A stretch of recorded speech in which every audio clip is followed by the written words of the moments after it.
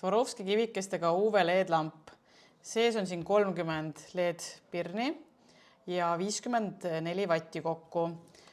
Põhi on hästi kergesti eemaldatav, et väga ideaalne kasutada ka pediküüris.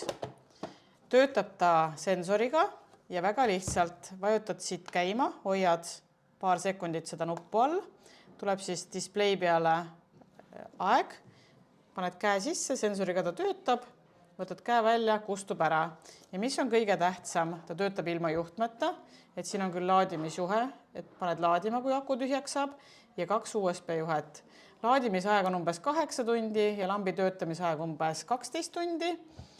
Lisaks on siin veel ka sekundid peale, et kui sul on vaja taimeriga töötada, siis on 30, 60 ja 99 sekundit siin. Ja siin siis näeb ilusti ära, kui palju on akut ja kuna peaks laadima panema. Ja kui sa töö lõpetad, siis hoiad lihtsalt paar sekundit siin peal ja näete, kustus ilusti ära. Väga mugav kasutada.